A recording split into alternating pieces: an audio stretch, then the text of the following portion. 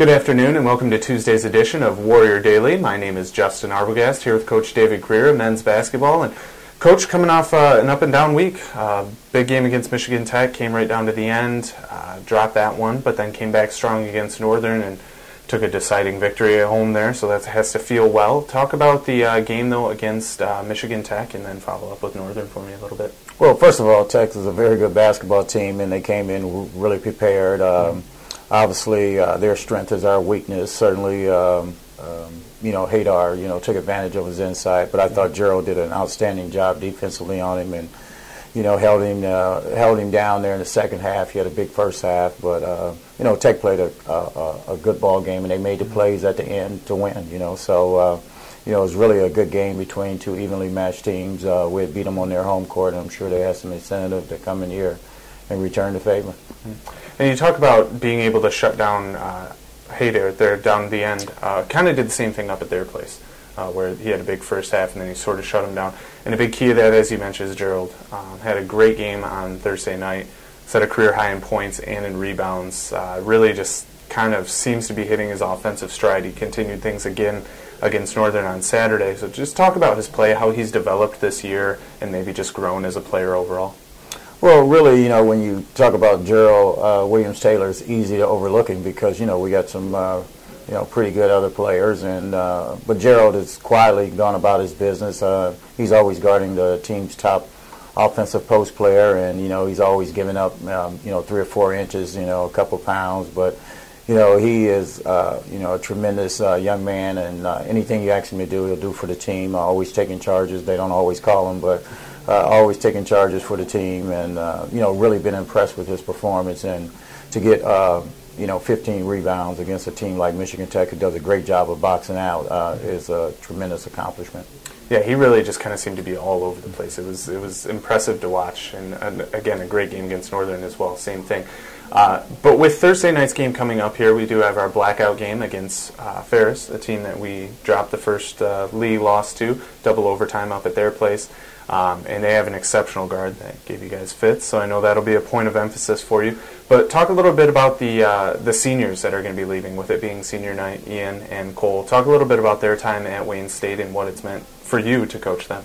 Well, it starts with Cole Profit.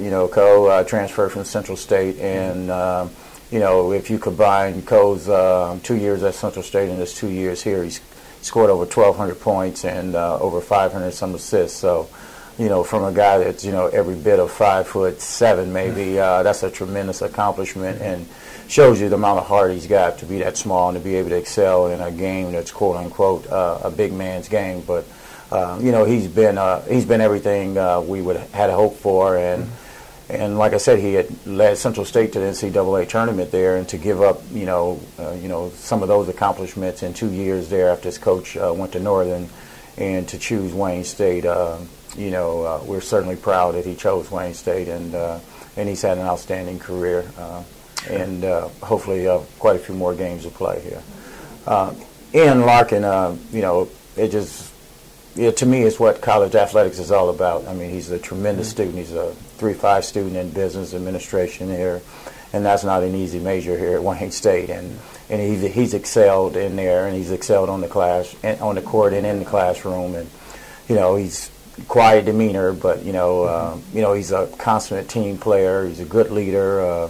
He's well respected among his teammates, and certainly he transferred from Detroit Mercy. Didn't play his first year because he had a hernia surgery over there. So he's had 2 major surgeries in his 4 years, and he never complains. Had really thought long and hard about not playing his senior year, but came back, and and he's constantly in pain. It may not look like it out there the way he soars up over the rim, but we're certainly happy that he decided to come back, and he's got an opportunity to put his name deep in the record books here at Wayne State, and certainly looking forward to coaching him, in the senior game on Thursday. Yeah, and 2 guys that really just seem to reflect the attitude and demeanor of this team, with their just hard work and just not quitting ever. You see those 2 guys, and they're always, no matter what the score is, it seems like they're always talking to teammates and, hey, we got this, we got this. So it's great to see that leadership. But now moving forward, we do have a couple of big games this week. Ferris, as we mentioned, and Grand Valley on Saturday. So talk a little bit about the Ferris game, how you guys are probably more than motivated to get them, and then heading over to Grand Valley. Well, you know, they're all big now, and that's what I tell our guys. I said, you want to be one of those teams that are playing for something at the end of the year and not just playing out the season. And certainly we're playing for something right now. You know, we got a tight race going on here. Teams are jockeying for a playoff position here, and Ferris is one of those teams that's playing extremely well. They got an outstanding scorer in Kenny Brown, and they got quite a few guys from the Detroit metro area, so we anticipate a pretty good crowd and some of the, you know, those young men, families, and friends coming to see them play. And it's always exciting and tough basketball game between us and Ferris, and it's always been that way since I've been here. So I don't expect anything different on Thursday, but certainly we need to come out and play with a sense of urgency. And it being senior night, guys can't be too hyped. They just need to come out and you know, play with a sense of urgency, but play within themselves. And then we go up to Grand Valley on Saturday. You know, Grand Valley's a good basketball team. You know, they've been hit by the injury bug also, you know, along with ourselves, but they're starting to get their guys healthy back, and they're always tough at home. And certainly there's a sense of a rivalry there with Wayne State too. So it's a big week, and it's a week that you know, we relish, and one that we're looking forward to.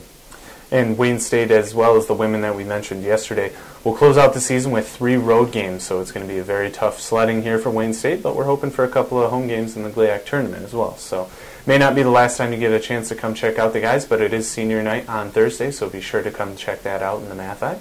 That's going to do it for today's edition of Warrior Daily. However, my name is Justin Arbogast here with Coach David Greer.